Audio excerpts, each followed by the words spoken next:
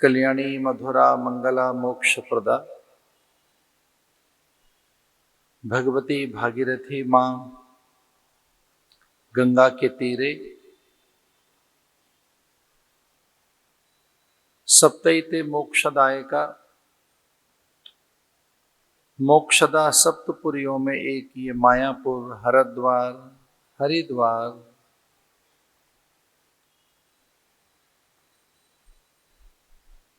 कलयुग की अधिष्ठात्री देवी माँ माया देवी, भगवान मृत्युंजय, दक्षेश्वर, तीर्थ के अभिरक्षक,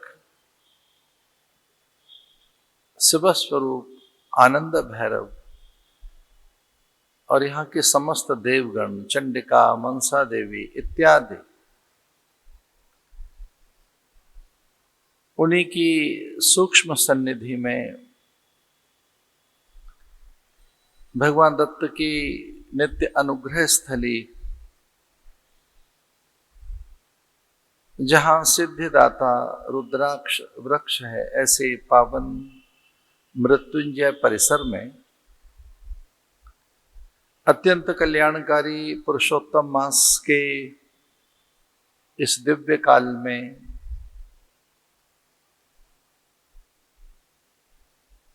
हम अत्यंत भाग्यवान हैं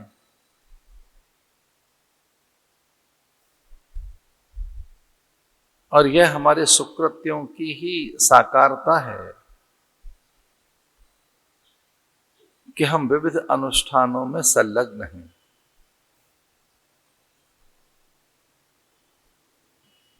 तपस्वाध्याय, ईश्वर प्राणिधान, हम अत्यंत संयमित मर्यादित होकर अत्यंत शिष्ट और सुभद्र भाव से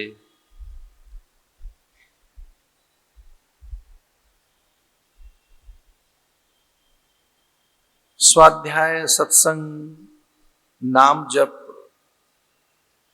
भगवान नाम स्मरण इत्यादि के द्वारा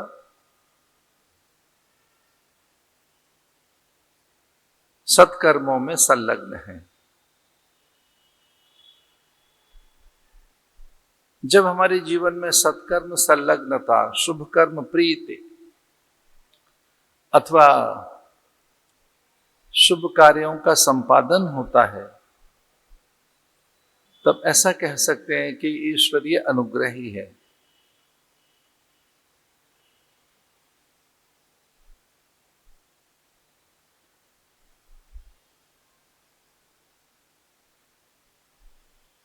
और भगवत अनुग्रह से ही जीव के द्वारा यज्ञ कर्म होते हैं। मनुष्य यज्ञ कर्म भगवत कृपा के बिना नहीं कर सकता। ये ज्ञान यज्ञ है, इसे ज्ञान यज्ञ कहते हैं। यज्ञों की चर्चा करते हुए भगवान स्वयं कहते हैं, यज्ञ नाम जप यज्ञोस्मि। जप यज्ञ है भगवान। किसी भी प्रकार से भगवान का स्मरण किया जाए वो यज्ञ ही है। यज्ञ यज धातु से बना है, इसका अर्थ है देव पूजा, संगतिकरण और दान, इसे यज्ञ कहते हैं। यज्ञ यज धातु से बना है, देव स्मरण, देवताओं का ध्यान, अथवा परमोच्च सर्वोच्च सत्ता का स्मरण यज्ञ कहलाता है। तस्मात् सर्वेषु कालेषु माम अनुस्मर युद्ध च। प्रत्येक काल में भगवान का स्मरण हो। शास्त्र कहते हैं जीवन में दुख भगवद विस्मृति के कारण आता है। आत्मविस्मृति ही हमारे दुख का कारण है। हमारे जीवन में नाना प्रकार के जो दुख हैं वो उन कारणों से हैं जिनमें हम अनात्म पदार्थों को, नश्वर पदार्थों को, क्षणभंगुर अथवा विकारी विनाशी पदार्थों को सत्य मान लेते हैं।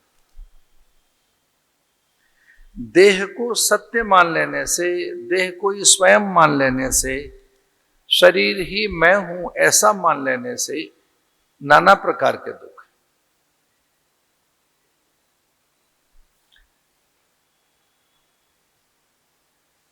और मनुष्य शरीर, मन, बुद्धि, चित्त इत्यादि के इस अंतःकरण के अधीन रहता है। अंतःकरण का अर्थ है मन, बुद्धि, चित्त और अहंकार। इससे बाहर हो नहीं पाता। हम अंतःकरण को ही स्वयं मानने लगते हैं। और इस ज्ञान यज्ञ के द्वारा एक प्रकाश आता है, जिस प्रकाश में हम स्वयं को देख पाते हैं, अपने सत्य को, अपने अस्तित्व को, जो हमारी व्यक्तिकता है, जो हमारा मूल अस्तित्व है, उसे हम अनुभव कर पाते हैं।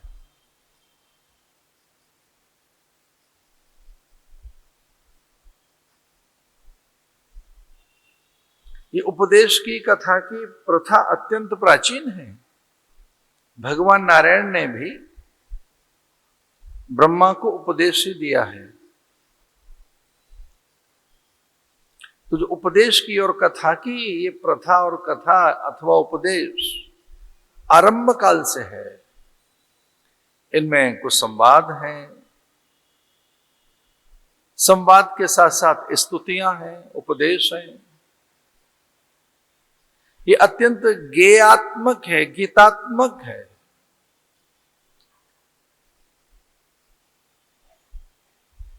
मार्ग विधि से इसका गायन हुआ है वाल्मीकि रामायण का। सनकादिक भी गायन करते हैं, नारद तो गायन करते ही हैं। नारद निरंतर नारायण नारायण नारायण करते हुए उनके द्वारा श्रुति का गायन होता है। पर इस कथा के मूल व्यास स्वयं ब्रह्मा है। ब्रह्मा के ही श्री मुख से ये कथा वाल्मीकि को और वाल्मीकि के माध्यम से यह कथा, ये इतिहास कहा गया। हमारे भारतीय वाङ्मय में, जो भारतीय वाङ्मय है, जो हमारी मनीषा है, जो भारतीय पांडित्य है, उसमें दो ही ग्रंथ इतिहास ग्रंथ माने गए। और उनमें श्रीमद् वाल्मीकि रामायण के साथ साथ महाभारत भी इतिहास ग्रंथ है। इतिहास सत्य को कहते हैं, ज्यों का त्यों, जस का तस, यथावत। जो पूर्व में हुआ है उसका प्रकाशन किया जाए, यथावत। उस काल का जो कुछ हुआ है, ऐसा वाल्मीकि उसे प्रकट करते हैं।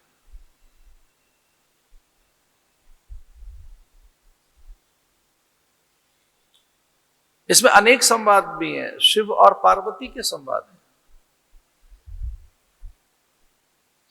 पार्वती ने भी शिव से संवाद करते हुए इस कथा का आनंद लिया है।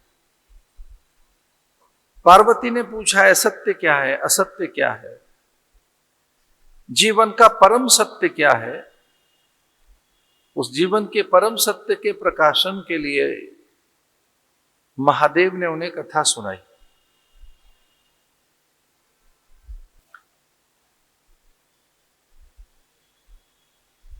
अनेक प्रसंग आते हैं कि मुनियों ने भी कथा सुनाई। भगवान कथा के रसिक हैं। पार्वती ने पूछा कि आपको प्रिय क्या है। महादेव कहते हैं, सत्संगी मुझे प्रिय है। और इस सत्संग के लिए छद्म वेश में वेश बदलकर मैं अनेक बार कथा रस के लिए गया हूं, क्योंकि कथा में ब्रह्म रस द्रवीभूत होता है, ब्रह्म का सरलीकरण होता है, ब्रह्म को सहज हम समझ सकते हैं। ईश्वर सहज गम्य है, सहज उपलब्ध हो जाता है। जो बहुत सहज और सरलता से अनुभूत किया जा सकता है, वो मार्ग कथा ही है। मानस में तो ऐसा भी आता है, राम कथा मुनि बरज बखानी। ऐसे कुंभज ऋषि के पास कथा सुनने के लिए उमा और महेश्वर का जाना हुआ। काकभूषुंड जी इसके अद्भुत गायक हैं, नारद जी इसके अद्भुत आचार्य हैं इस कथा के।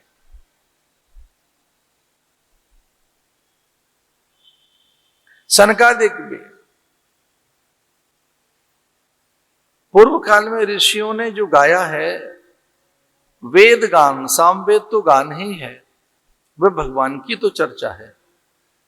इसलिए महापुरुषों का ऐसा कहना है कि वाल्मीकि रामायण वेदावतार है।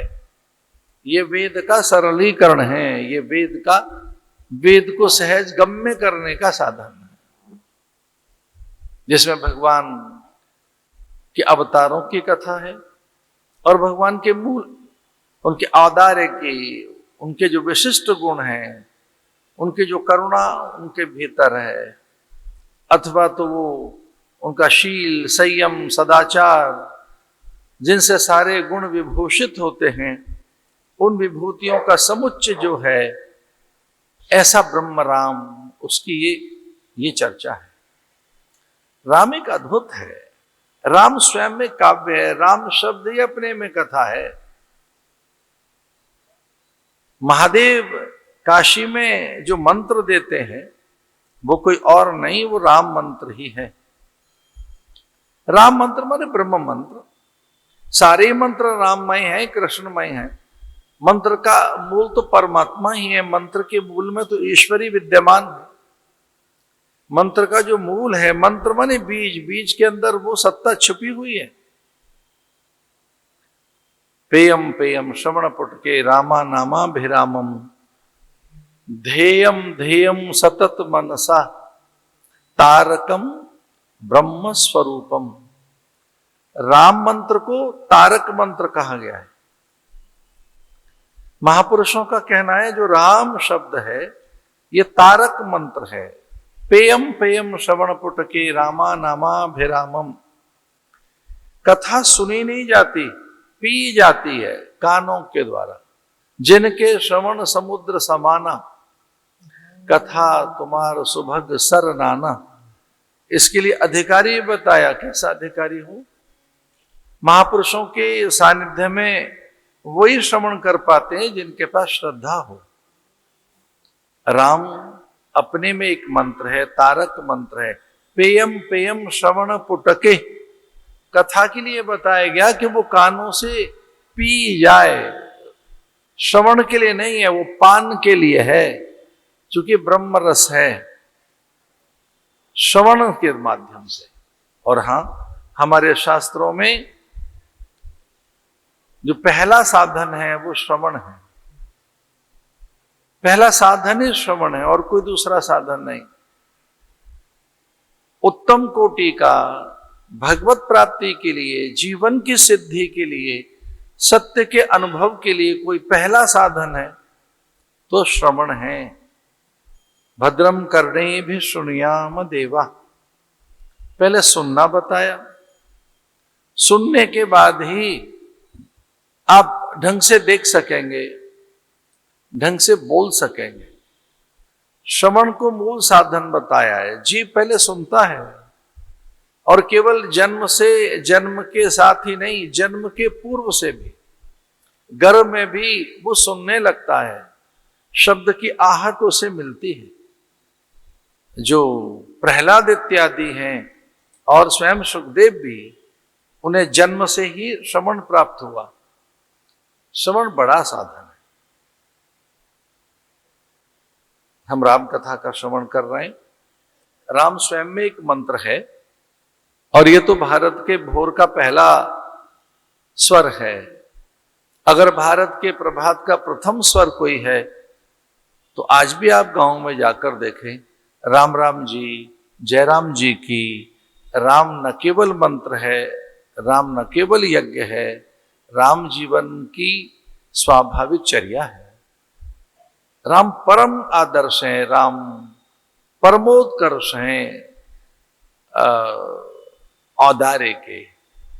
एक सीधी सी बात अगर हम कहें कि हमारी संस्कृति के जितने भी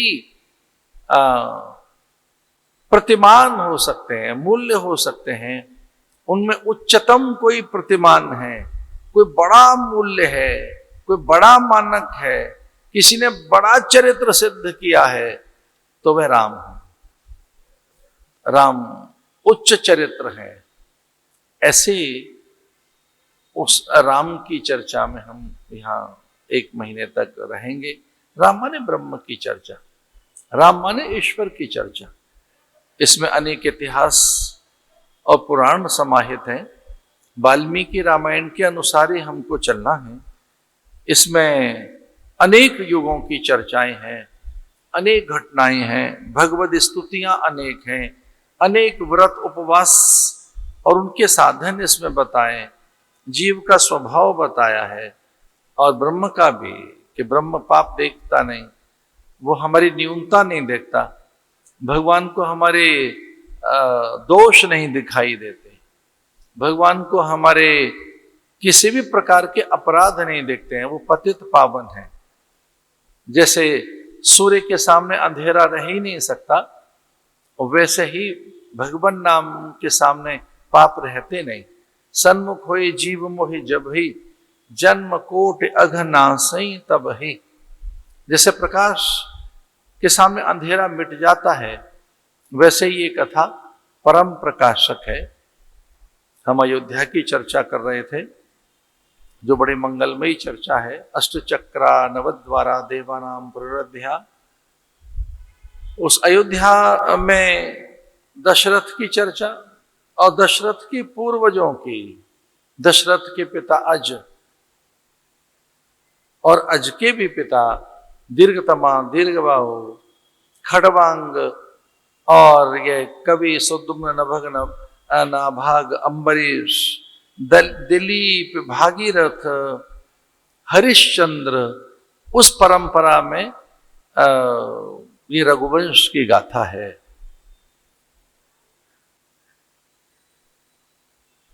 दशरथ की व्याकुलता दिखती है एकदम। वाल्मीकि रामायण के अनुसार चले तो दशरथ बड़े व्याकुल दिखते हैं और वे अपने गुरु के पास जाते हैं। एक बार दशरथ मन माई, भय ग्लानि मोरे सुत नाहि। उन्हें ग्लानि हुई कि मैं निसंतान हूं। यद्यपि दशरथ इस बात को भी जानते थे कि दशरथ का पूर्व का तप, दशरथ पूर्व में मनु रहे हैं, कौशल्या शत्रुपा रही है। कौशल्या शत्रुपा और दशरथ मनु थे, उन्हें वरदान मिला था कि पुत्र के रूप में मैं स्वयं आऊंगा। भगवान ने ऐसा कहा। पर यहां एकदम वाल्मीकि रामायण के अनुसार चलें तो जो एकदम आरंभिक चरित्र है वो दशरथ की व्याकुलता से है। और जब जीवन में व्याकुलता कोई आए तब उस व्याकुलता के शमन के लिए हमें महापुरुषों की शरण में जाना चाहिए। बड़ी सुंदर सी बात है। एक बार दशरथ मन माही, भय ग्लानि मोरे सुत नाहि। मन ही मन में ग्लानि हुई। सुंदर सा थाल स्वर्ण का, उसमें मिष्ठान, फल, नारिकेल, कुछ अन्य द्रव्य, हल्की सी उसमें पूजा की सामग्री और सामान्य दक्षिणा,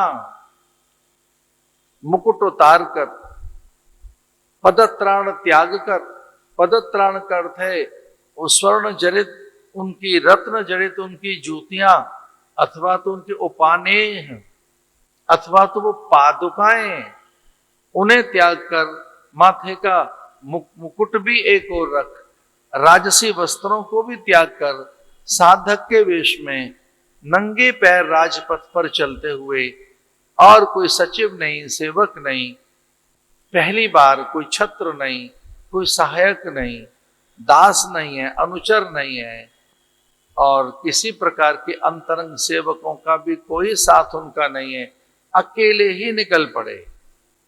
कौशल्या से कहा गुरु के दर्शन के लिए, उनके प्रणाम करने के लिए, अपने मन की व्यथा रखने के लिए सहायक नहीं जाएंगे, सेवक नहीं जाएंगे, साथ में दास और दासियां नहीं जाएंगे, आप भी न जाएं, मैं अकेला जाता हूं।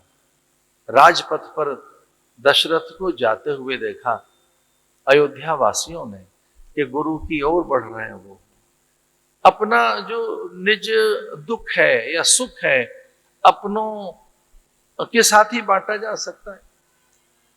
जो हमारी न्यूनता और दुर्बलताओं का दोहन न करे, अथवा तो हमारी दुर्बलताओं का लाभ न ले, हमारी न्यूनताओं का, हमारी अक्षमता का, उसी के सामने अपना दुख रखना चाहिए। गुरु याद आ गए कि गुरु के पास चले, वे ही साधन बताएंगे। गुरु दर्शन से ही सब प्राप्ति होती है। राजा दशरथ के मन में इतनी व्याकुलता है, वाल्मीकि रामायण में व्याकुलता का चरम बताया है। मानस में उतना चरम नहीं है जितना व्याकुलता दशरथ के मन में है, क्योंकि संपूर्ण उनके पितृगण देवगण उनके भीतर में एक स्वर पैदा करते हैं कि दशरथ उद्यम कीजिए, आपको पुत्र प्राप्त हो, और देखना पुत्र के रूप में परम सत्ता, वे परमोच्च सत्ता ही आपके जीवन में आएगी, परमेश्वरी आएगा। तो जैसे मानो पितृ और देवगण उन्हें बाध्य कर रहे हैं कि आप जाएं, और दशरथ गुरु के द्वार पर पहुंचे। कबार भूपति माही, एक बार भूपति मन माही, एक बार भूपति मन माही, भाई गलानी मोरे सुत नाही, भाई गलानी मोरे सुत नाही, गुरु गृह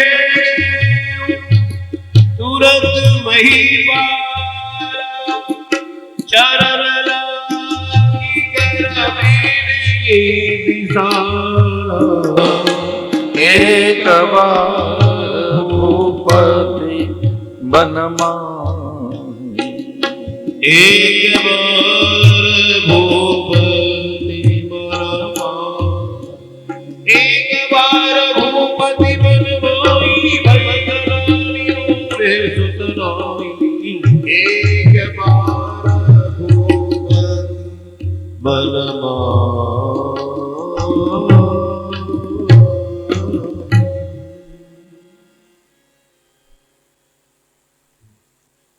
अयोध्या के श्रेष्ठी साहूकार सामंतों ने, क्षत्रपों ने, अतिरथी महारथियों ने, वहां के प्रधान सचिव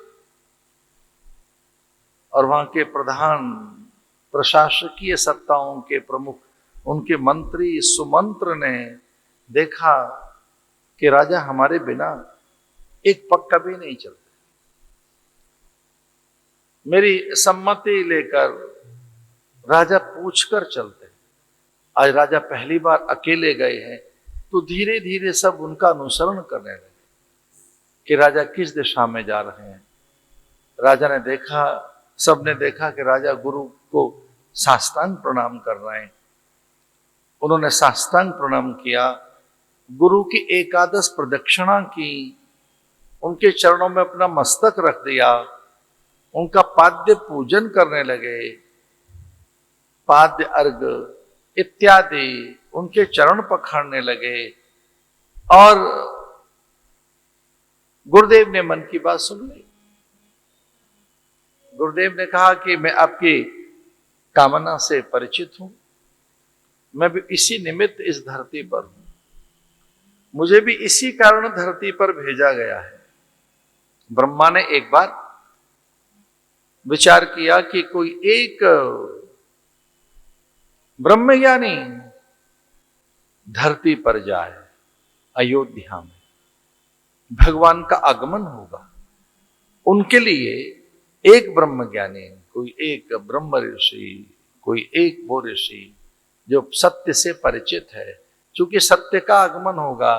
भगवान सच्चिदानंद सत्यनारायण भगवान आएंगे, ब्रह्म का आगमन होगा अयोध्या में। इसलिए ब्रह्मा ने कहा कि कोई एक ऋषि धरती पर जाएंगे, मृत्युलोक में। सबने शीश नवाया कि जिस पर आपकी दृष्टि जाए। उनके मानस पुत्रों ने शीश झुकाकर कहा, हे देव, जैसे आप आज्ञा करेंगे वो जाएंगे। और इस प्रकार ब्रह्मा ने कहा कि मुझ जैसी सामर्थ्य जिसमें है, ब्रह्मा ने कहा जो मेरा ही स्वरूप है, मेरी जैसी सामर्थ्य रखने वाला मेरा ही स्वरूप वशिष्ठ हैं। वशिष्ठ को आदेशित कर दिया, आप धरती पर जाइए। वशिष्ठ अत्यंत प्रसन्न थे। ब्रह्मा उनके पिता, ब्रह्मा उनके गुरु, ब्रह्मा स्वयं नारायण ही का स्वरूप है ऐसा जानकर, और ये ब्रह्मज्ञानी वशिष्ठ भी ब्रह्म स्वरूपी थे। ब्रह्मविद ब्रह्मैव भवति, जो उसे जानता वही स्वरूप हो जाता है। धरती पर ब्रह्मज्ञानी का आगमन, और दशरथ ने कहा कि आपके हेतु से आप किस निमित्त आए हैं, आप क्या संकल्प लेकर आए, मैं परिचित हूं इससे, क्योंकि मैं भी धरती पर इसीलिए हूं। मैं वहां से जब चला तो ब्रह्मा ने कहा था कि भगवान नारायण का नामकरण करने का अवसर आपको मिलेगा, चूड़ाकरण करने का अवसर मिलेगा, कर्ण भेद में आशीष आप देंगे, उपनयन संस्कार आप उनका कराएंगे, सारे संस्कार आपके द्वारा होंगे। भगवान अवतार लेंगे, अयोध्या में आप जाएं, और न केवल उपनयन संस्कार कराएंगे, षडंग वेदाध्ययन कराने को का अधिकार भी आपको प्राप्त होगा। ब्रह्म को ही आप पढ़ाएंगे। गुरु गृह गए पढ़न रघुराई, अल्पकाल विद्या सब पाई। उन संपूर्ण विद्याओं को जो आपके पास हैं, वो सारी विद्याएं आप भगवान नारायण को देंगे।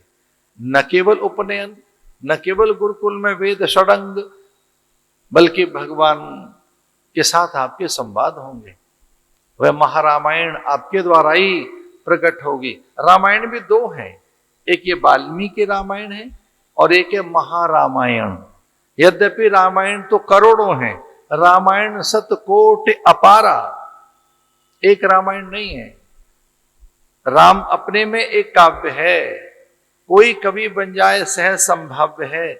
राम को अलग अलग ढंग से, भिन्न भिन्न ढंग से कहा जाए, वही रामायण है।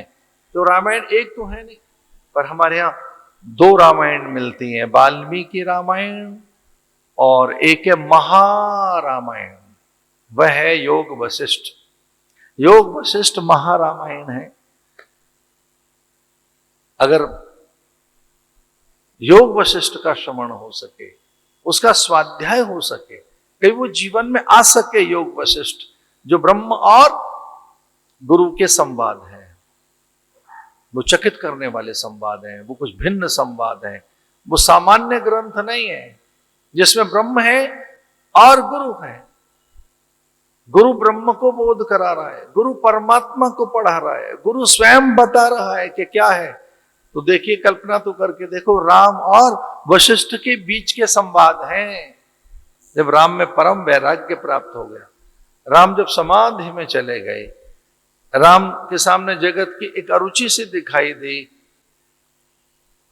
दशरथ ने प्रार्थना की थी, गुरुदेव वशिष्ठ आए थे, और वो एक महारामायण प्रकट हुई। वो गुह्य विद्या है, वो गोप्य विद्या है, वो ब्रह्म विद्या है, वो अध्यात्म विद्या है, वो सामान्य विद्या नहीं।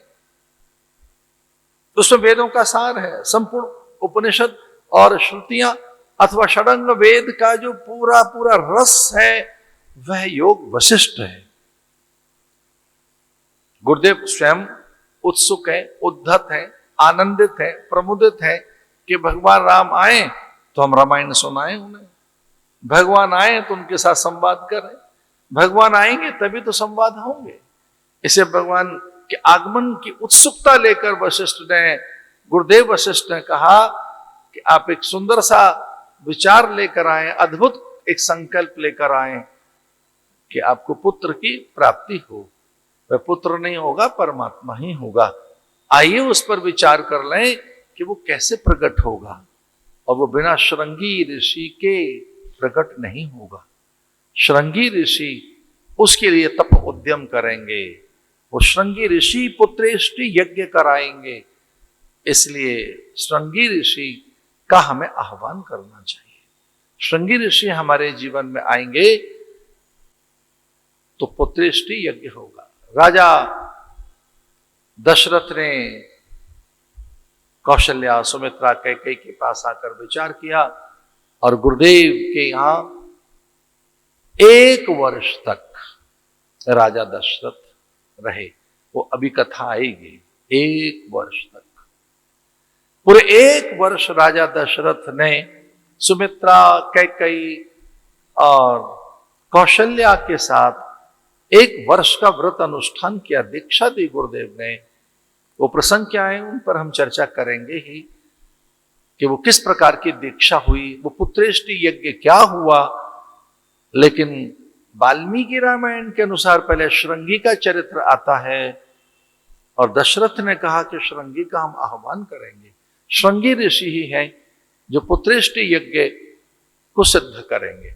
उनके माध्यम से ही वह अमृत प्रकट होगा। यज्ञ कुंड से देव प्रकट होंगे।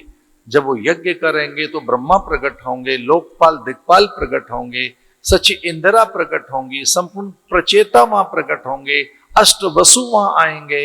उनके यज्ञ की आहुति के साथ ही स्वयं ब्रह्मा आशीर्वाद देने आएंगे, और यज्ञ की जब अंतिम आहुति पड़ रही होगी तब स्वयं नारायण प्रकट होंगे। क्योंकि यज्ञ में ये बल है, मंत्र में ये बल है। ध्यान रखना, मंत्र में देवता का बल होता है। इसे मंत्र कभी छोड़ना मत अपना, कभी मत छोड़ना मंत्र। अहिर्निश चलते रहना चाहिए। चलते फिरते, खाते पीते, सोते जगते, जिह्वाग्रे वर्तते हरिति अक्षर द्वयम। ये जिह्वा के अग्रभाग पर भगवान का नाम नाचते रहना चाहिए। द्वयम माने ये 2 अक्षर, राम राम राम राम, हरि हरि हरि हरि, कृष्ण कृष्ण कृष्ण, अथवा तो गुरु की आज्ञा हो तो प्रणव। ये बिना गुरु की आज्ञा के प्रणवोच्चारण नहीं हो सकता। ये इसमें हम थोड़ा विनय पूर्वक कह रहे हैं, इस पर थोड़ा ध्यान देना। गुरुदेव की आज्ञा हो तो प्रणव होगा, अन्यथा तो नहीं। प्रणवोच्चारण नहीं हो सकता बिना गुरु की आज्ञा के। ओंकार का उच्चारण, हाँ 2 4 10 20 बार जप लेने की बात अलग है, लेकिन प्रणव की दीक्षा कुछ और है। प्रणव दीक्षा अलग है।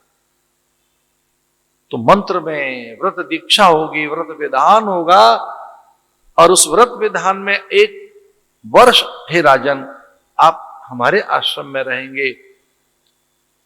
वो विधान हम आपको बताएंगे। हमें पहले श्रृंगी का आह्वान करना चाहिए, और ये अद्भुत थे श्रृंगी ऋषि, जो ऐसे आहुति देते देवता सामने आ जाते। ओम अग्रहिणा सुपथाराय अस्मान विश्वानि देवनानि विद्वान युद्ध स्म जुहुराण मेनु भूष्टान्ते न मुक्तिम विधे। वो न मुक्तिम, उसका यजन, यज्ञ से देवता प्रकट होते हैं। यज्ञ बहुत बड़ी विधा है। अब यज्ञ में क्या है? यज्ञ में यज्ञ विधान है, उसमें ऋत्विज चाहिए, होता चाहिए, आचार्य चाहिए, मंत्र चाहिए, ऋचाएं, उसके लिए समिधा, शाकल्य, चुरु, उसके लिए औषधियां, उसके लिए मंत्र समय, उसके लिए यज्ञ वेदिका, उसके लिए उस प्रकार का अन्न कि कौन सा अन्न कब लेना है या अन्न नहीं लेना है, कौन सी लता से, पत्र से, कौन से पुष्प के अर्क से, किस रसायन अबले आसव से आपको वो यज्ञ करना है। अलग अलग अलग यज्ञ, हमारा सौम यज्ञ अलग है, वाजपेयी अलग है, वाजपेयी यज्ञ अलग है,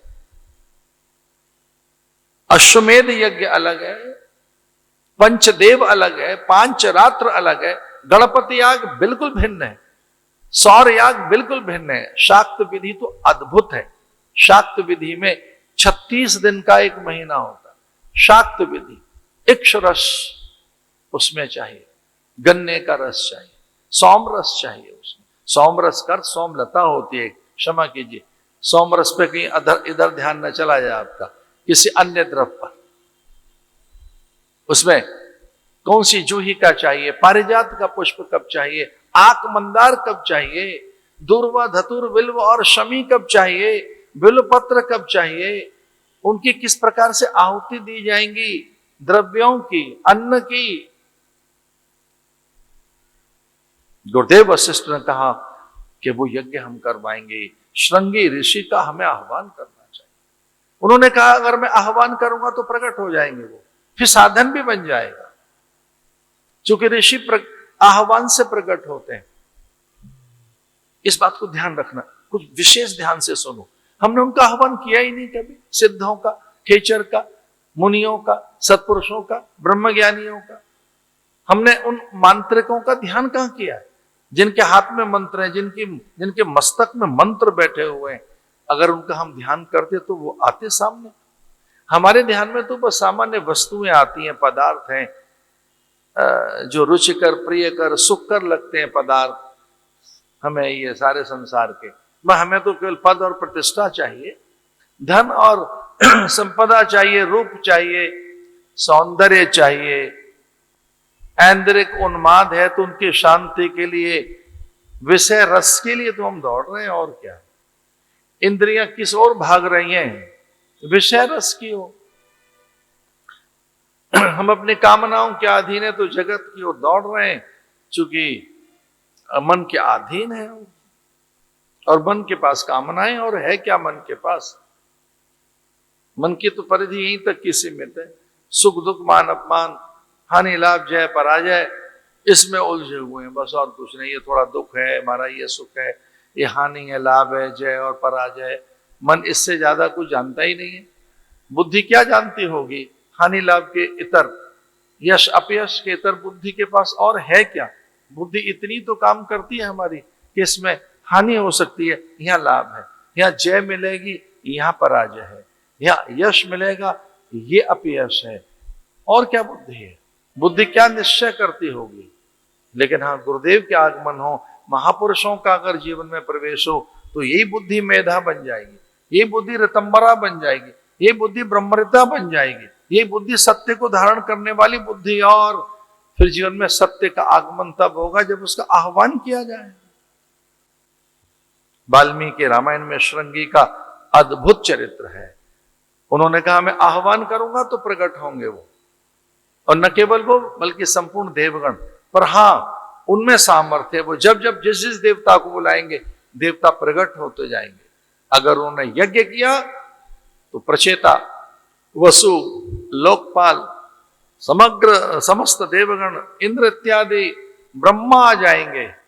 उनकी अंतिम आहुति जब पड़ रही होगी तो साक्षात नारायण ही प्रकट होंगे। पर यह भी कहा वशिष्ठ ने कि वो सबको दिखेंगे नहीं,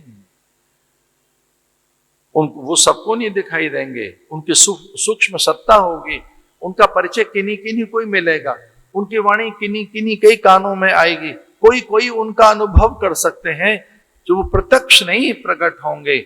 आएंगे पर जिनका अंतःकरण पवित्र होगा वो उन्हें देख सकेंगे, मंत्र बल जहां जागृत हो जाएगा वो उनके दर्शन कर सकेंगे, वो उनसे संवाद भी करेंगे। एक सच्ची घटना बता रहे हैं पिछले दिनों की। अभी हम 2-4 दिन पहले गए थे काशी में, वहां सोमनाथ पर्व के लिए, और पूज्य स्वामी जी महाराज, हमारे योग ऋषि रामदेव जी महाराज, पूज्य स्वामी हमारे चिदानंद मुनि जी महाराज, और हम बस 2-3 साधु एक विमान से गए थे, कोई प्राइवेट जेट से। ऐसा आग्रह था कि हम BHU में जाएं, काशी हिंदू विश्वविद्यालय में। भगवत कृपा से मेरी अध्यक्षता में वहां भारत के सभी प्रमुख संत पहुंचे थे, और मैंने अध्यक्षता की उस कार्यक्रम की। यहाँ से हम काशी गए, काशी से लौटकर आए, तब मंत्र की चर्चा चल रही थी। आदरणीय पूज्य स्वामी रामदेव जी महाराज ने कहा कि आज भी ऐसे मांत्रिक हैं जो देवताओं को प्रकट कर सकते हैं, आज भी हैं वो। और उन्होंने स्वयं स्वीकार किया कि मैंने ऐसा स्वयं अनुभव किया है। कुछ सिद्ध पुरुषों के मंत्रों के आह्वान पर मैंने उस सत्ता को अनुभूत किया है और बोले मैं मिथ्या नहीं बोल रहा हूं। तो एक ये बात उनके मुंह से निकली कि ऐसा है। और ये मैंने अनेक महापुरुषों के द्वारा, मेरे अनुभव क्या है वो भिन्न बात है, मैंने हिमालय में क्या साकार किया है वो एक अलग विषय है। पर पूज्य रामदेव जी महाराज ने कुछ 4 दिन पहले ये बात कही कि आज भी अनेक मांत्रिक, अनेक संत ऐसे हैं, अनेक आचार्य ऐसे हैं कि वो आहुति दें, वो मंत्र का आह्वान करें और आप देव सत्ता से संवाद कर सकते हैं। आज भी वो सत्ता है। उन्होंने ये बात कही। श्रृंगी ऋषि की चर्चा आती है, उनके पिता विमांडक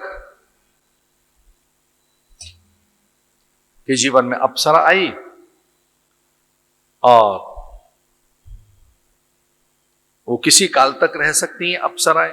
जो देवलोक से आते हैं, देव कन्याएं, देव बालाएं, सुर बालाएं, अप्सराएं, वो जो देव लोक में रहने वाले जो प्राणी हैं वो कुछ ही काल तक धरती पर रह सकते हैं। कोई एक विशेष प्रयोजन से एक अप्सरा का आगमन हुआ, विभांडक के साथ उनका संयोग हुआ, वो पत्नी बनकर रही उनकी और उनको गर्भ ठहर गया। श्रृंगी उस गर्भ में पल रहे थे। ऐसा लगता था कभी कभी विभांडक ऋषि को, ऐसा लगता था कि मेरे तप बल से, योग बल से, मेरे जप बल से, मेरे अपूर्व तेज से, क्योंकि मेरे जीवन में मेरा वीर्य कभी स्खलित नहीं हुआ है, न मेरी नासिका से, न मेरी जिह्वा से, न मेरे नेत्रों से, न मेरे श्वेद से, न मेरे मलमूत्र से, न मेरे शब्दों से, न मेरी किसी चेष्टा से उस तेज के स्खलन के 13 द्वार बताए गए हैं। यद्यपि हमारे शरीर में 9 द्वार हैं, हमारे शरीर में ये 9 द्वार हैं, 2 आंखें, 2 कान, 4, 2 नासिका, 6 गिनिए, 2 आंखें हैं, 2 कान हैं, 4, 2 नासिकाएं, 6, 1 मुंह, 7 और 2 मलमूत्र के द्वार 9। इनसे तेज स्खलित होता है, नेत्रों से भी। अरे काम तो नेत्र से तो जगता है, और कैसे जगेगा? जो काम वासना है विकार है नेत्रों से, नेत्र से स्खलित हो जाता है तेज। बार बार नेत्रों से, नेत्रों में, नेत्र के जो आपका जो तेज है, जो वीर्य है आपका, जो मन्यु है, जो आपकी एक आत्म सामर्थ्य में जो एक वो तेज है पुरुष का, वो नेत्रों से स्खलित हो सकता है, कानों से भी, केवल दोनों नासिकाओं से भी, जिह्वा से भी। अरे जिह्वा पे तो कितने रस है महाराज, जिह्वा पे तो, जिह्वा माने अग्नि यही तो रहती है। उतनी अग्नि जठराग्नि में नहीं है, ध्यान रखना। ना ना, जठराग्नि इतनी बड़ी अग्नि नहीं है, क्रोधाग्नि इतनी बड़ी अग्नि नहीं है। वह्निवास जिह्वा के अग्रभाग पे रहता है। जो अग्नि है वो जिह्वा पे रहती है, सारे रस यहां चैतन्य रहते हैं, तो जिह्वा से भी स्खलित हो जाता है तेज।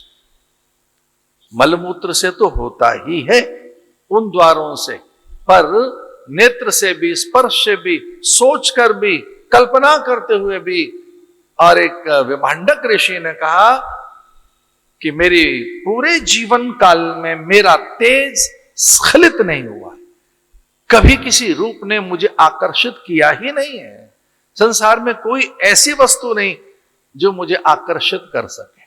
कौन ऐसा पदार्थ होगा, कौन रूपसी होगी वो, कौन होगी वो सुंदरी जो मेरे मन में बस सके। अब एक अप्सरा धरती पे आई हुए थे, उस अप्सरा ने प्रणाम किया, पूजन किया, देव मानकर इनकी प्रदक्षिणा करने लगी विभांडक की। मैं किंकरी बनकर, दासी बनकर, सेविका बनकर, आपके चरणों में, आपकी चरण चंचलिक बनकर मैं कंटक चुनूंगी, आपके कंकड़ियां चुनूंगी। हे देव, मुझे अवसर दीजिए कि मैं पुष्प चयन करके ला सकूं, फल ला सकूं आपके लिए, नदी से जल ले आऊं, पत्र ले आऊं, समिधा मैं इकट्ठी करके दूं यज्ञ के लिए। हे देव, मुझे आदेशित कीजिए, मैं सेवा में रहना चाहती हूं, सेविका बनकर। और फिर उन्होंने अपने तप बल से देखा कि ये तो कोई अप्सरा है, और इस प्रकार से अप्सरा देव विधान से भेजी गई है। आंखें बंद करके विचार किया कि हाँ, एक प्रारब्ध दिखाई देता है मुझे कि मेरा एक पुत्र होगा, और वो पुत्र मुझसे भी अधिक कहीं तेजस्वी होगा। वो पुत्र किसी प्रयोजन से विधाता पैदा करना चाहते हैं। आंखें बंद की और ब्रह्मा का तेज अनुभूत हुआ। ब्रह्मा आदेशित कर रहे हैं कि मेरे अंश प्रकट होना चाहते हैं, मैं अपने प्रयोजन की पूर्ति के लिए एक पुत्र आपको देना चाहता हूं, स्वीकार करिए इसे। तो विवाह हो गया उस अप्सरा से। अप्सरा ने इस ढंग से सेवा की, वे साध्वी जैसी पतिव्रता स्त्री, और वह पूरी की पूरी समर्पित हो गई महाराजा विभांडक को। पुत्र गर्भ ठहर गया, गर्भ ठहर गया तो पुत्र हो गया। पुत्र बड़ा तेजस्वी, ये सामान्य पुत्र नहीं, श्रृंगी का जन्म हो गया। जैसे श्रृंगी का जन्म हुआ, उधर से आदेश आ गया। इंद्र बार बार आदेशित करते हैं कि अरे अप्सरा, समय पूरा हो गया, वापस आओ। ब्रह्मलोक से आदेश आया, और तो और यमलोक से भी आदेश आने लगा। जब यमलोक से, ब्रह्मलोक से, देवलोक से इंद्र का आदेश हुआ कि लौटो, वापस लौटिए, आकाश गमन करते हुए वापस आइए, मंत्र बल से वापस आओ स्वर्ग में, वो प्रयोजन पूरा हो गया, पहुंचिए। अप्सरा वहां से निकल गई अपने पुत्र को छोड़कर। ये ढूंढते रहे मेरी पत्नी कहां चली गई, बालक को दूध कौन पिलाएगा, ये छोटा सा बालक है, ये तो अभी पैदा हुआ है, ये नवजात शिशु बेचारा रो रहा है, मां का दूध के लिए दूध कहां से लाए। अब ऋषि को इतना ध्यान नहीं, बालक। हमारे यहां तो आश्रम में, खास तौर से हमारे जूना अखाड़ा में, सच मानिए 200-400 साधु हैं जो पैदा होते ही चढ़ाए गए हैं। 200-400, 10-20 तो यही है हमारे यहां हरिद्वार में। वो पैदा होते ही वो महात्माओं को सौंप दिए जाते हैं। कई तो आप जानते हैं, वो पैदा होते ही एक महात्मा के लिए तो यहां तक कह दिया एक सदगृहस्थ को कि 1 घंटे के अंदर बच्चा हमारे पास होना चाहिए, विद इन आवर। बच्चा पैदा हुआ और वो घड़ी देख रहे थे कि अभी कितनी देर हो गई, और आप आश्चर्यचकित होंगे कि 45 मिनट के अंदर बच्चा साधु को सौंप दिया गया था। 1 घंटा भी नहीं हुआ था। जैसे महेशपुरी, अशोकपुरी, ये मेरे कितने ही साधु, पता नहीं कितने साधु हैं मेरे, जो 1 घंटे के अंदर धोने पे चढ़ा दिए गए। लेकिन हाँ, उन महात्माओं ने तैयारी करके रखते हैं, किसी दूसरी मां को पकड़ लेते हैं कि अपना दूध पिलाते रहे, इसे कुछ दिन के लिए ले जाइए, यहीं आश्रम में ही रहो, इन्हें दूध पिलाओ। आश्रम में धोने पे पड़े रहते हैं बच्चे। 200-400 तो हमारे आश्रम हरिद्वार में, हमारे अखाड़े में है ही, 10-20 तो यही है हरिद्वार में। अकेले जंगल में कोई नहीं, वो आंखें बंद करके विचार कर रहे हैं, अरे अप्सरा कहां गई, वो मेरी पत्नी कहां चली गई, वो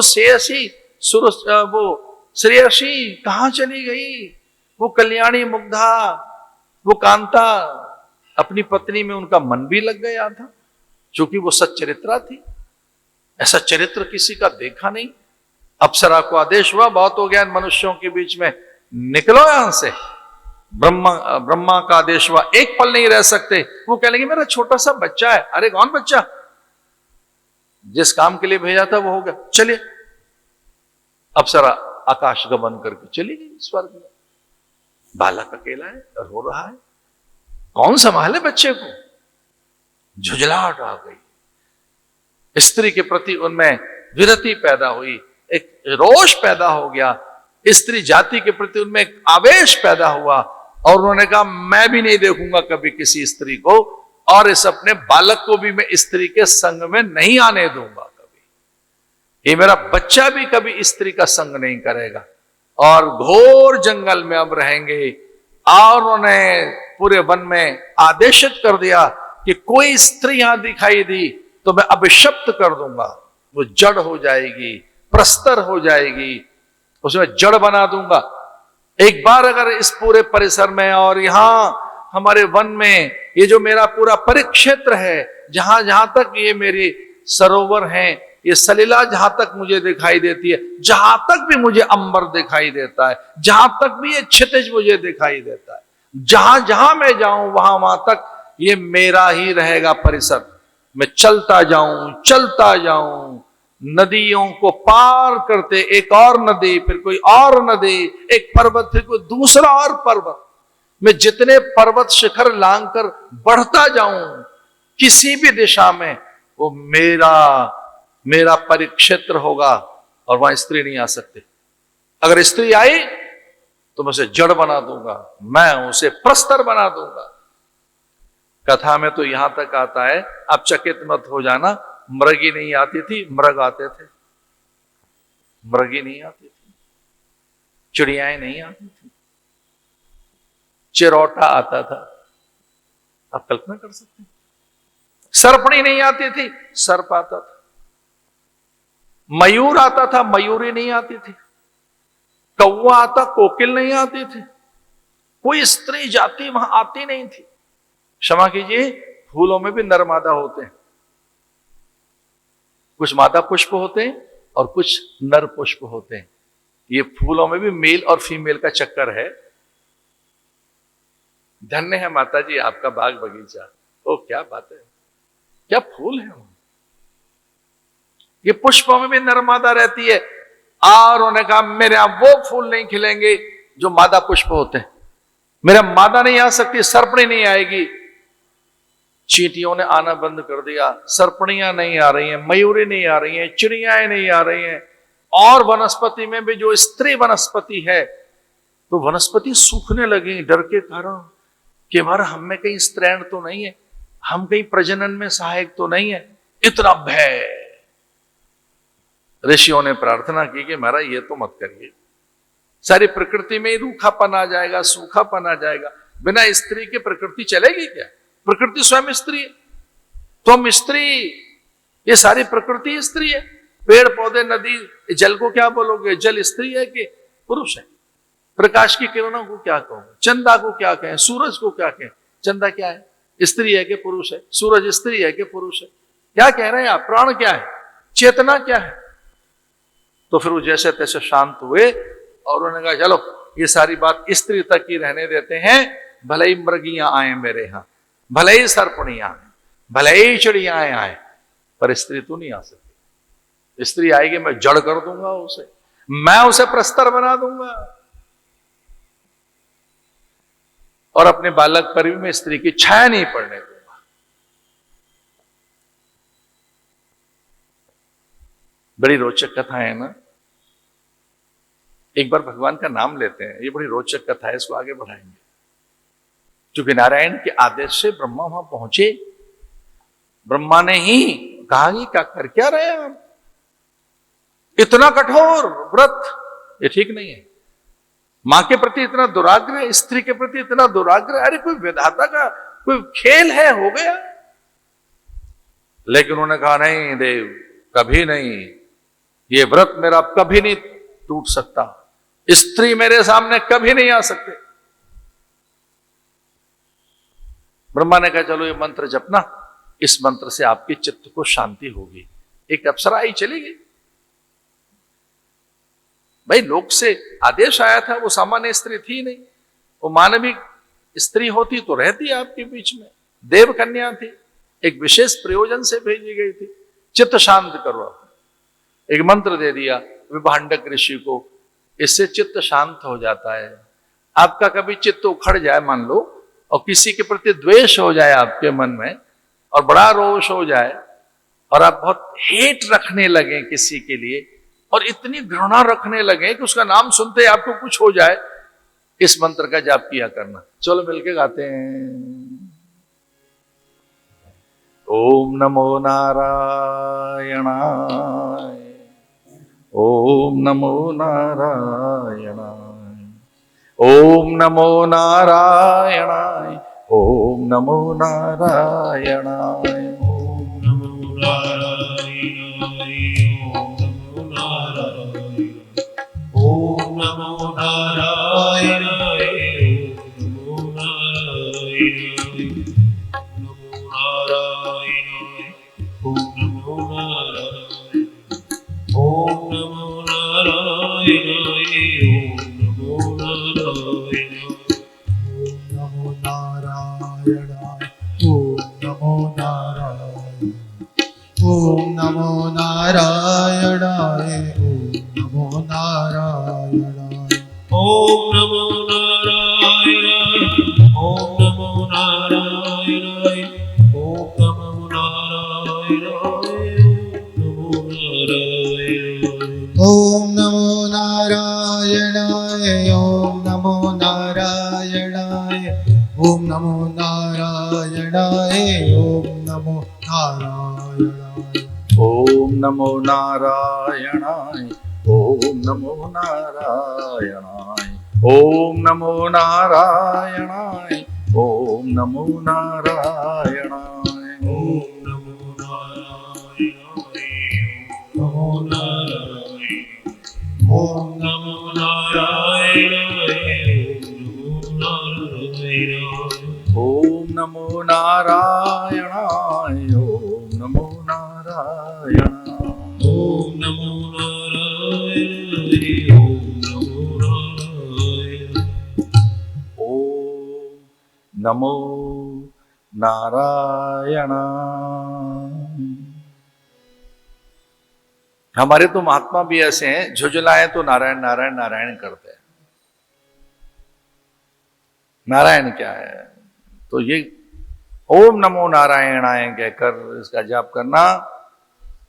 लेकिन अपने पुत्र से फिर भी उन्होंने कहा, बेटा सावधान, एकांत में रहना है। अपने छोटे से बच्चे को पाला, वही मां बन गए और उन्होंने उसको अभिकीलित कर दिया, उत्कीलित कर दिया, अभिमंत्रित कर दिया कि मेरे इस पूरे उपवन में, इस पूरे सघन वन में कोई स्त्री नहीं आएगी।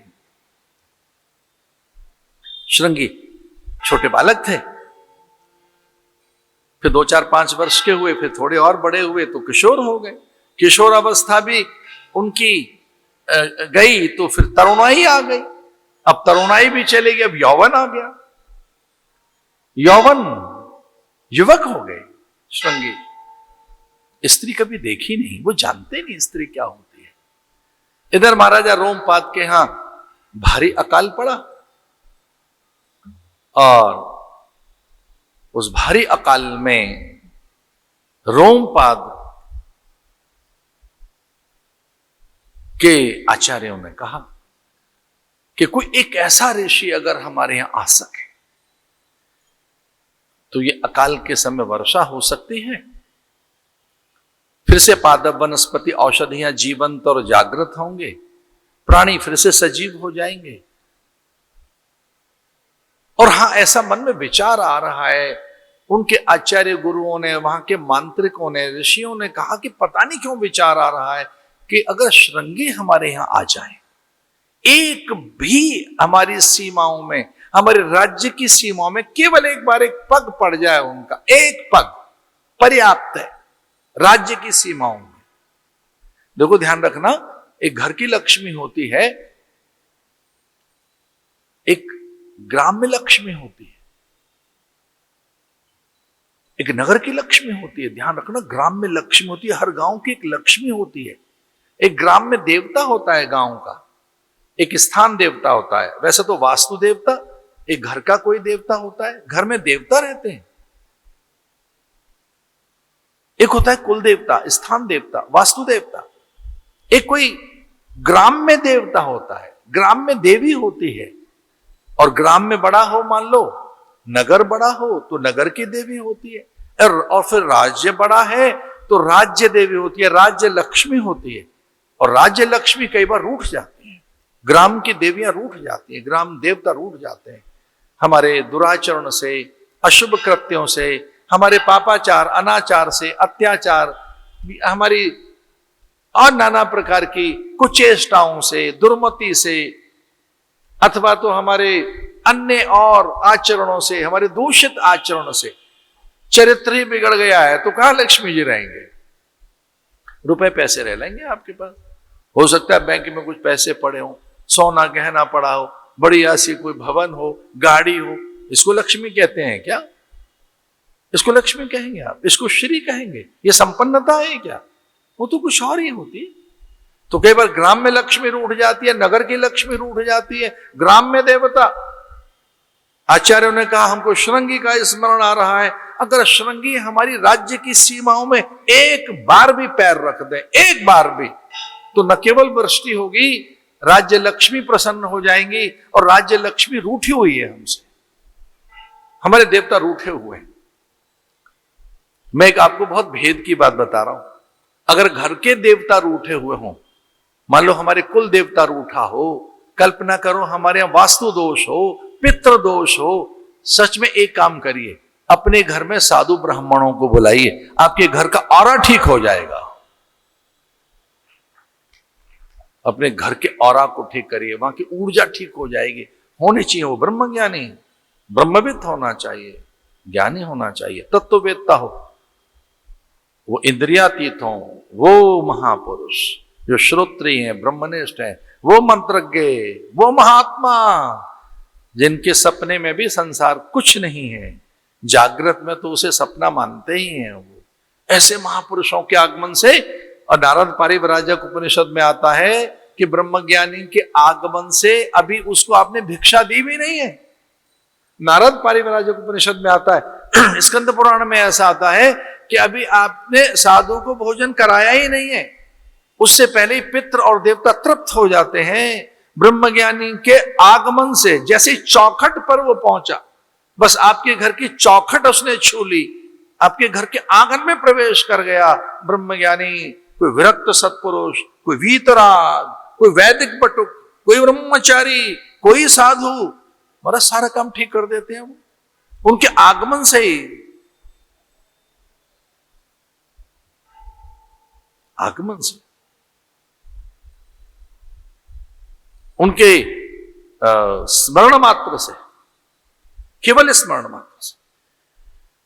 तो बताया उनके गुरु ने, आचार्यों ने बताया, राजगुरु ने, उनके सदगुरु ने बताया, महाराज हम देख रहे हैं राज्य लक्ष्मी रूठी हुई है आपसे, ग्राम में देवता, वन देवता, कुल देवता सब रुष्ट हैं, पुण्य आपके अब क्षीण हो चुके हैं, और ये देव रूठे हुए हैं, इसलिए आपके ही राज्य में व्याकुलता है, अन्य नहीं है।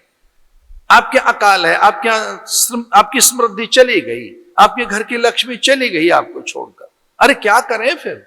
बोले श्रृंगी को ले आओ। अगर श्रृंगी सीमाओं में आ गए तो धन धान्य से फिर से हम संपन्न होंगे, देव प्रसन्न हो जाएंगे। पर उनका श्रृंगी को लाए कौन? वो तो वहां रहते हैं, उस वन में विभांडक ऋषि रहते हैं, वहां प्रवेश कौन करेगा? कैसे बुलाएं? तो उनके ब्राह्मणों ने कहा कि एक युक्ति है, अपने यहां की जो सुंदर हमारी गणिकाएं हैं, जो हमारे यहाँ की नर्तकियां हैं, इन्हें हाव भाव से, ये कुछ ऐसी जो गणिकाएं होती हैं और जो इस तरह से नगर वधु होती हैं, जो प्राय नर्तकी होती हैं, पता नहीं क्या हाव भाव करती हैं, ये पुरुष को रिझा लेती हैं, नाच कूद कर ऐसे कुछ ऐसे वस्त्र पहन लेती हैं, कुछ ऐसी मुद्राएं करती हैं, नेत्रों से और इनके मुख मुद्रा से, इनके हाव भाव और ऐसा कुछ अलग तरह की मुद्राएं करती हैं। बड़े बड़े लोग उन पर रीझ जाते हैं, नृत्यांगनाओं पर, नगर वधुओं पर। तो ये जो नगर वधु हैं, ये कहीं चली जाएं, वेश बदल कर, इन्हें समझाया जाए। राजा ने प्रणाम किया नगर वधुओं से, जो वहां की जो अत्यंत सुंदरी जो नगर वधु थी, जो गणिकाएं थी, जो गणिकाएं प्राय नृत्य करती हैं, और उनका तो यही होता है, नृत्य करके धनार्जन करती हैं, श्रृंगार करके, अपने हाव भाव से नृत्य इत्यादि करके, कुछ संवाद बोलकर, कुछ अलग प्रकार के अभिनय करके। राजा ने प्रणाम किया, राजा ने शीश झुकाया उन गणिकाओं के सामने, उन नर्तकियों से कहा, और उन नगर वधुओं से जो नाच कूद करती हैं, ये उनका नाम नगर वधु कहते हैं उसको, वो नगर वधु कहलाते हैं। तो उन नगर वधुओं के सामने प्रणाम किया राजा ने, शीश झुकाया कि मैं आपका ऋणी रहूंगा किसी योग युक्ति से आप श्रृंगी को ले आओ हमारे यहाँ, किसी भी योग युक्ति से। तो उन्होंने कहा महाराज वो तो हमको श्राप दे देंगे और उनको तो पता लग जाएगा हम स्त्री हैं। बोले कैसे, वेश बदल कर जाइए आप और उन्हें लेकर आओ। नगर वधुओं ने कहा है राजन, ये प्रजा त्राय त्राय कर रही है, जीव यहाँ व्याकुल हैं, धन धान्य का अभाव हो गया है, हरी घास कहीं दिखती नहीं है, कोई वृक्ष ऐसा नहीं है जिसपे एक भी पत्ता हरा हो। हमारे यहाँ की राज्य लक्ष्मी रूठ गई है और उस ब्रह्मज्ञानी के आने से अगर राज्य लक्ष्मी प्रसन्न होती है तो हम जाएंगे, और अगर श्राप भी हुआ हमको तो वे मान्य है। तो राजा ने कहा कि कैसी वेश बनाकर छुप के जाना। तो नगर वधुओं ने ऐसे साधु का सा वेश बनाया। उन्होंने अपनी ये जो सुंदर सा, ये जो उनकी अपनी वेणियां थी, उन वेणियों को खोलकर उन्होंने जटाएं बनाई और ऐसे सन्यासियों के से वस्त्र बनाकर कुछ ऐसा, और वह धीरे धीरे धीरे धीरे वहां पहुंची। कथा तो बड़ी सुंदर सी है, लंबी सी है, हम इसको संक्षेप कर रहे हैं। बड़ी सुंदर सी कथा है कि वो कैसे प्रवेश कर गई। उन्हें दो प्रकार के भय थे। विभांडक ऋषि को पता लग गया तो प्रस्तर बना देंगे, पत्थर बना देंगे, और श्रृंगी तक जाएं कैसे? मन में खोट लेके जा रही है, मन में दूषित विचार लेकर जा रही है कि अपने हाव भाव से उन्हें रिझाएंगे उस ब्रह्मचारी को। तो काफी दिनों तक वो ये देखती रही कि श्रृंगी ऋषि किस सरोवर तक आते हैं, किस सलीला तक पहुंचते हैं, उनकी चर्या क्या है, प्रातःकाल के बाद वो निकलते कब हैं, वो कब पुष्पों का चयन करते हैं, कब फलों का चयन करते हैं, किस सरोवर पर वो ध्यान लगाते हैं। तो बस वहां उन्होंने देख लिया कि वो इस सरोवर के पास आते हैं। तो वहां उन्होंने धीरे से कुछ मिष्ठान रख दिए। मिष्ठान, क्योंकि इनकी जिह्वा को पहले स्वाद दिया जाए, इनको अपने अधीन करने के लिए कुछ इनको अन्न दिया जाए अपना। हमारा अन्न खाएंगे, हमारा नमक खाएंगे, ये थोड़ा हमारा मीठा खाएंगे, हमारी चीजें खाएंगे, हमारे इनके अंदर धीरे से अन्न का विकार पहुंचाओ। अन्न खाया नहीं इन्होंने, अन्न रखो इनके सामने। तो पत्तियों का आकार बना के अन्न रख दिया, अलग अलग अलग प्रकार के व्यंजन रख दिए। वो देखने में पत्तियां जैसे लग रहे थे फल फूल ही हैं। तो ये वहां गए और उन्होंने देखा कि पहली बार ही कोई नया फल देखने को मिला है। श्रृंगी ऋषि ने देखा ऐसा फल तो हमने कभी देखा नहीं। मानो रसगुल्ला रख दिया होगा,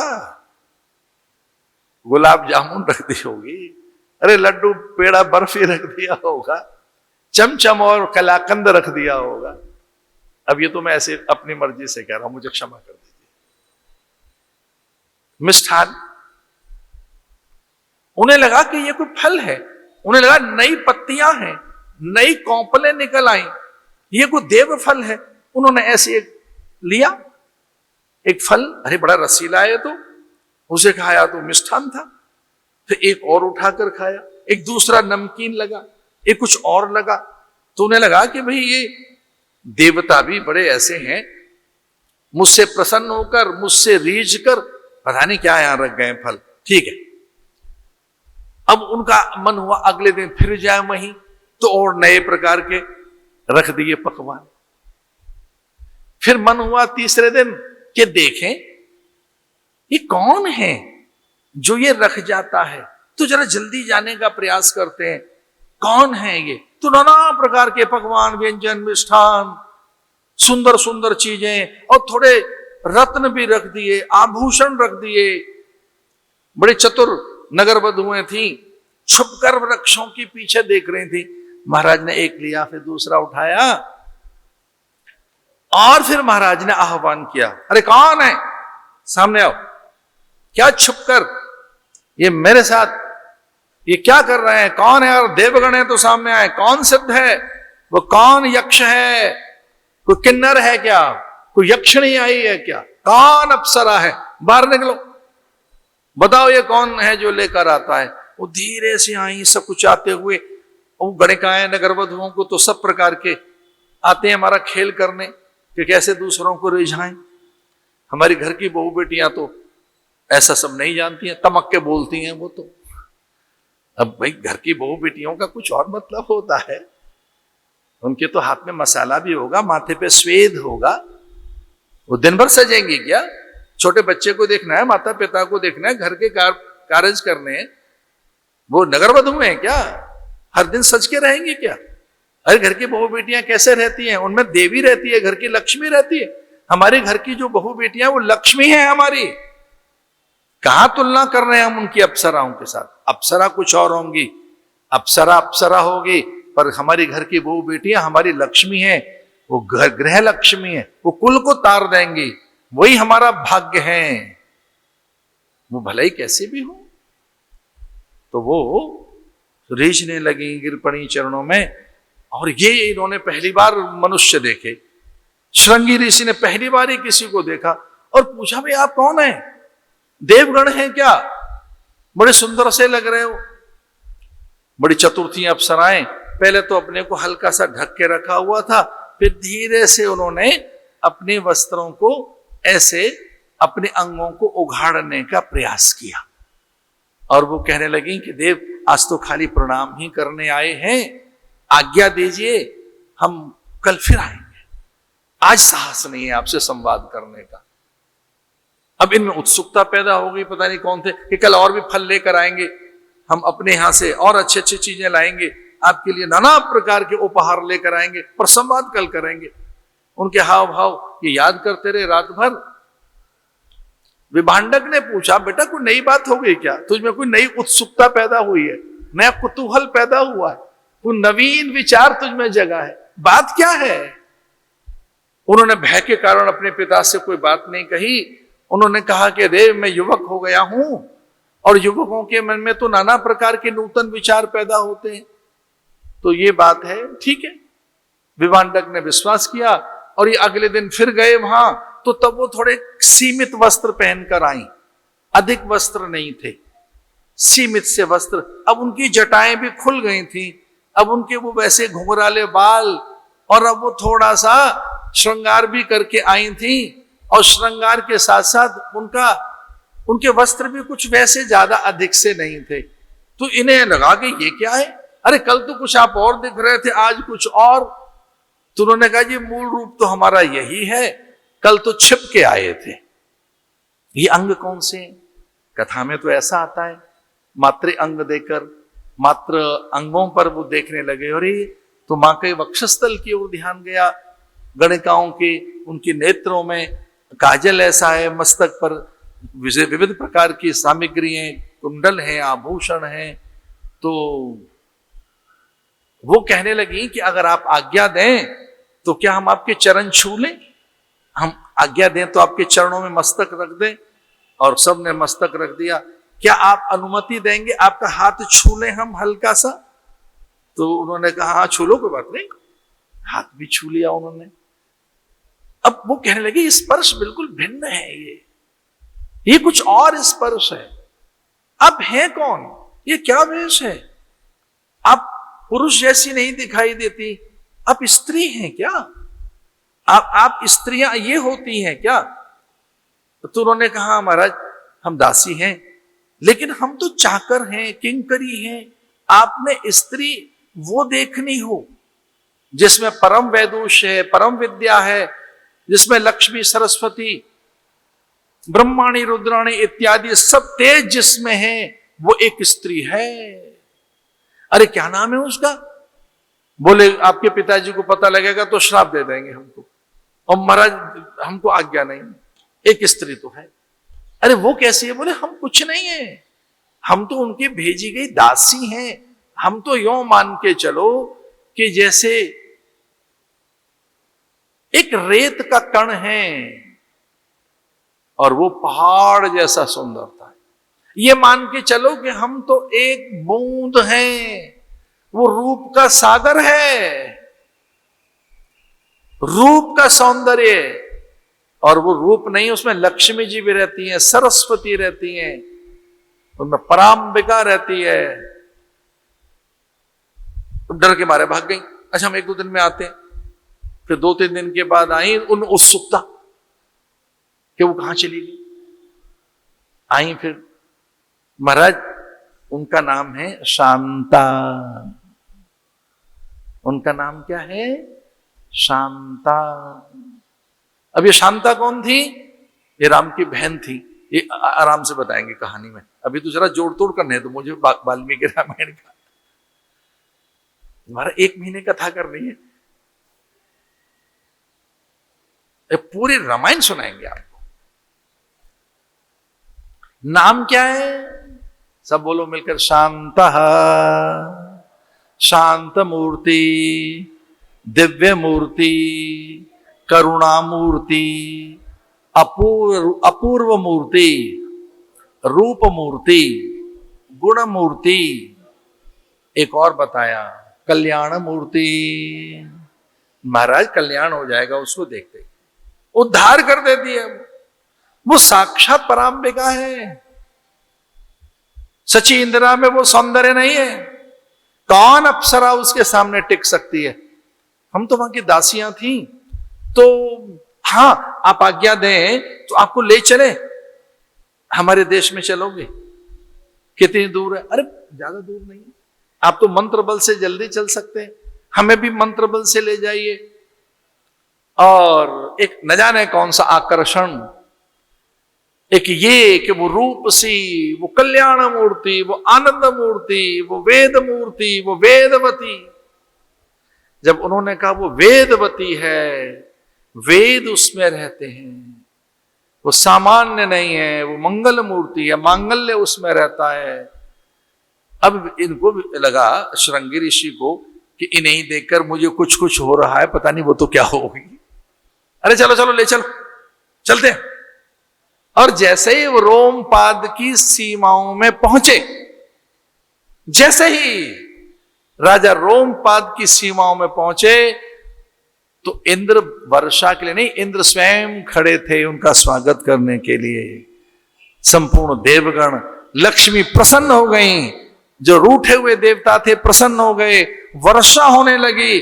और सब देवगणों ने कहा कि अब कभी भी यह अकाल नहीं पड़ेगा। सब देवता प्रसन्न हो गए, वर्षा होने लगी, पेड़ सजीव हो गए। ये रोमपाद के यहां पहुंच गए, रोमपाद इनके चरणों में गिर पड़े, बोले महाराज आप आ गए हैं तो उपहार में मैं अपनी कन्या आपको सौंप देना चाहता हूं। वो रूपवती, गुणवती, वेदवती, आनंदवती, कल्याणवती, वो कल्याण मूर्ति, आनंद मूर्ति, ज्ञान मूर्ति, प्रेम मूर्ति, वो करुणा मूर्ति, जिसमें संपूर्ण देवांगनाओं का रूप है। वो इतनी लज्जाशील संकोच से भरी हुई है कि उन्होंने कभी परपुरुष को देखा तक नहीं है। वो जानती नहीं मेरी कन्या ये नहीं जानती क्योंकि पुरुष भी होता है। और सच में ही ऐसे ही था, शांता ने किसी पुरुष को देखा ही नहीं था, किसी पुरुष पर उनका ध्यान गया ही नहीं था। वो शांता रोमपाद को रोमपाद ने अपनी कन्या का पाणी ग्रहण कर दिया, श्रृंगी का विवाह हो गया। इधर ये ढूंढ रहे हैं हमारा बेटा कहां चला गया, ये ढूंढ रहे हैं भाई हम, पता नहीं श्रृंगी किधर चला गया। अब तो कई दिन क्या महीनों बीत गए। ये वन में से निकलकर 2-4 ऋषियों से संवाद करने पहुंचे और ऋषियों ने कहा कि महाराज हमें क्या बताएं, हमें तो डर लग रहा है, लेकिन आप श्राप मत दे देना, आंखें बंद करके देखो आपके पुत्र को तो लक्ष्मी ही प्राप्त हो गई है, घर में लक्ष्मी ले आइए, आप रुष्ट मत हो जाना। श्रृंगी का विधान ही यही है, विधाता की रचना तो देखो, आंखें बंद करो, ब्रह्मा चाहते क्या है, आंखें बंद करो। तो विभांडक ऋषि ने आंखें बंद की, समाधि में देखा तो प्रसन्न हो गए। अरे हमारे तो बेटे का ब्याह हो गया भैया, हमारे पुत्र का तो विवाह हो गया, पानी ग्रहण हो गया। अब झुंझलाहट नहीं है, अब कोई कड़वाहट नहीं है, अब स्त्री को लेके कोई घृणा नहीं है। अरे घर में बेटी आएगी, बहू आएगी, चलो 1 से 2 सही, वो अप्सरा भाग गई कोई बात नहीं, ये तो अप्सराओं की स्वामिनी है। अप्सराएं तो ऐसा धोखा देती ही हैं, अप्सराएं तो किसकी बनी है। और इस प्रकार से ये सोचकर कि इन अप्सराओं पर क्या भरोसा करना, पर अपनी बेटी तो, अब जो बहू आ रही है वो तो रूपवती है, गुणवती है, स्वयं सरस्वती आ रही है, और ये अप्सराएं तो उन्हें कहीं भी भेज दिया जाता है। ऐसे ही एक बार एक अप्सरा को भेज दिया। अब हिम्मत देखो इंद्र की भी, नहीं इंद्र का साहस देखो कि एक अप्सरा भेज दी उर्वशी कि जरा देखना ये जो नर नारायण तप कर रहे हैं इनके तप में बाधा डालना। और वो उर्वशी जैसे ही आई, बद्रीनाथ में भगवान के तप में बाधा, क्षमा कीजिए, इंद्र वो आई अप्सराएं, क्षमा कीजिए, उर्वशी नहीं, अनेक अप्सराओं से कहा इंद्र ने जाओ जरा देखना वहां वो जो तप कर रहे हैं कौन है, तो अप्सराएं वहां गई और भगवान नारायण ने ताल ठोकी, ऐसे करके अपनी ऐसे उर्व प्रदेश पे एक थपकी लगाई, अरे कौन है, तो वहीं से उर्वशी पैदा कर दी। भगवान नारायण ने अपने उर्व प्रदेश पर, जो उर्व प्रदेश है जंघा है, इस पर इस प्रकार से उन्होंने प्रहार किया और वहीं से अप्सरा पैदा कर दी। सबसे सुंदरी एक अप्सरा उर्वशी, उर्वशी उर्व प्रदेश से। और वो कह लगी हाँ स्वामी मुझे बताइए क्या काम है। बोले कोई काम नहीं है, जरा ये जो आई है ना अप्सराएं इनसे मिलके आना, ये क्या चाहती हैं। और वो घबरा गई, बोली हमें तो क्षमा कर दीजिए, आप तो पहले ही वहां विद्यमान है। बोली मैं तो अभी प्रकट हुई हूं, भगवान नारायण ने मुझे प्रकट किया है। तो भयभीत हो गया इंद्र इत्यादि, क्षमा मांगने लगे, हे प्रभु हमें क्षमा कर दीजिए। तो भगवान ने कहा किसी के तप में बाधा डालनी हो तो इन्हें गणिकाओं को भेजते हो, अप्सराओं को भेजते हो, इनको इसलिए प्रयोग लाते हो इनका। बोले महाराज आगे से नहीं करेंगे। अब उर्वशी कहने लगे महाराज हमारे लिए क्या आज्ञा है। भगवान ने कहा आप भी चले जाओ इन्हीं के साथ, हमने तो थोड़ी देर के लिए आपको प्रकट किया था, जाओ इन्हीं के साथ चली जाओ, पर अच्छे काम करना। बोली कभी चूक हो जाए तो, अब एक बार चूक हो गई थी उनसे, मेनका से हुई है, उर्वशी से हुई है, कभी कभी चूक होती रही है, ब्रह्मा उन्हें भेजते रहे, इंद्र उन्हें भेजते रहे, लेकिन ये गुणवती हैं, रूपवती हैं, ये सरस्वती हैं, लक्ष्मी का स्वरूप है, शांता। इनका क्रोध भी शांत हो गया विभांडक ऋषि का, और वन के सब ऋषि मुनि उन्हें आदर पूर्वक लेकर आए, रोमपाद उनके चरणों में गिर पड़े कि हे विभांडक ऋषि धन्य है आपका पुत्र भी आया, आप भी आ गए धन धान्य से। तो वहां वृष्टि होने लगी, रत्न वृष्टि, जैसे विभांडक ऋषि पहुंचे रत्नों की बरसात होने लगी। क्या चाहिए, देवगण कहने लगे, ऐसे ऋषियों के आगमन से संपूर्ण विद्याएं चैतन्य हो गई। विभांडक ने अपनी बहू के मस्तक पे हाथ रखा, आशीर्वाद दिया, बेटी चलो, और इस प्रकार से श्रृंगी ऋषि का विवाह हो गया।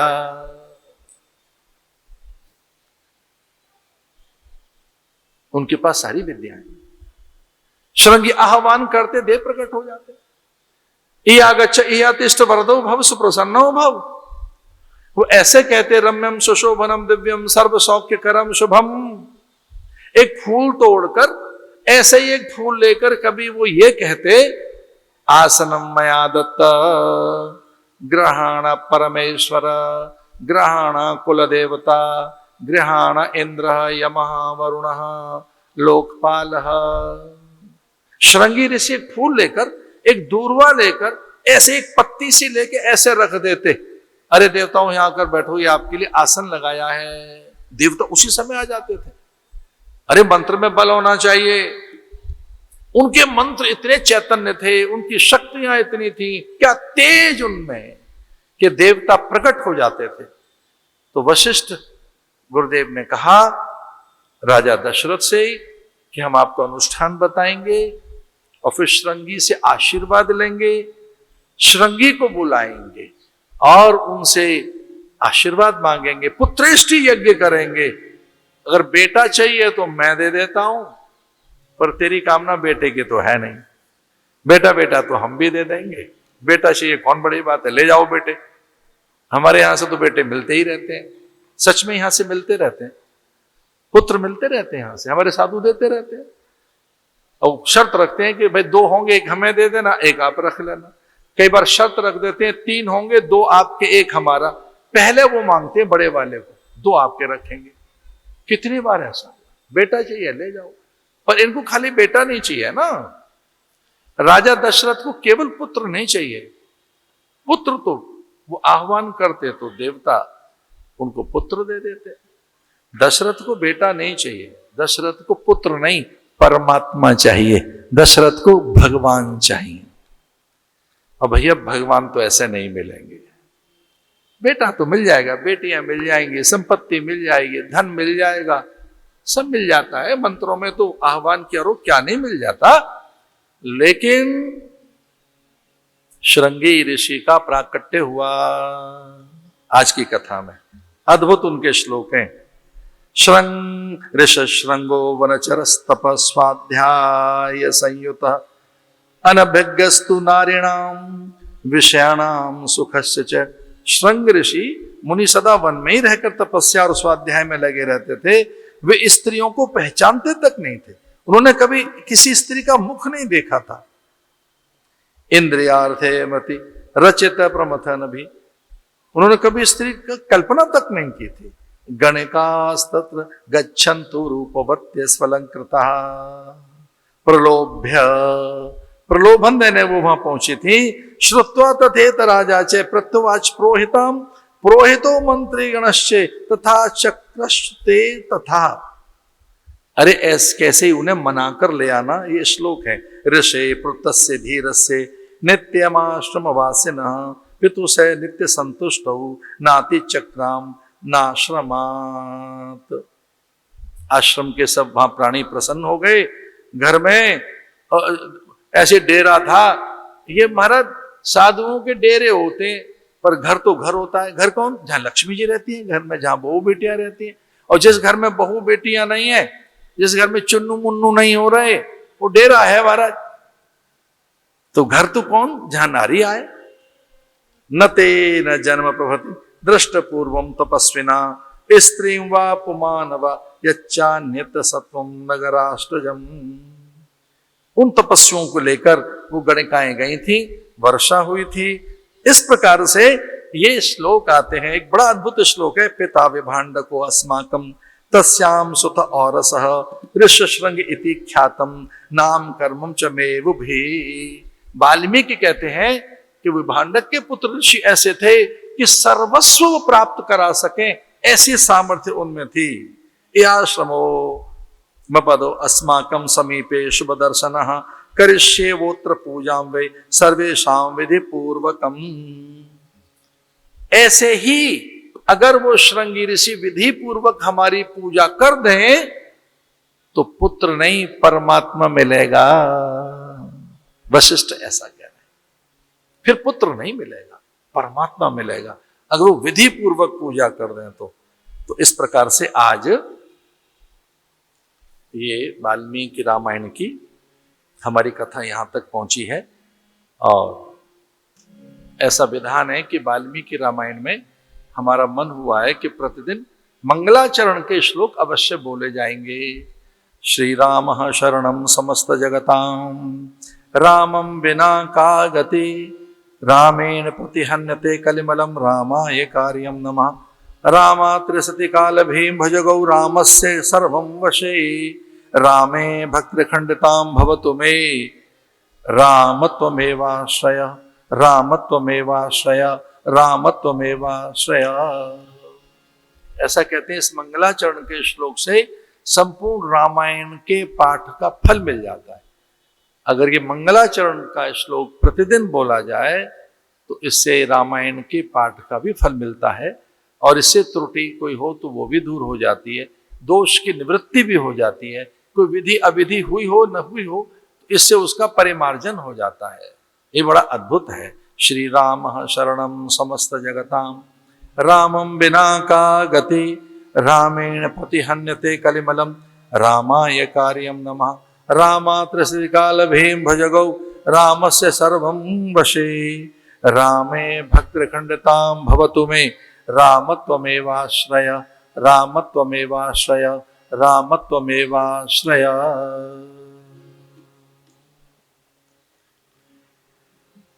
ओम पूर्णमदः पूर्णमिदं पूर्णात् पूर्णमुदच्यते पूर्णस्य पूर्णमादाय पूर्णमेवावशिष्यते।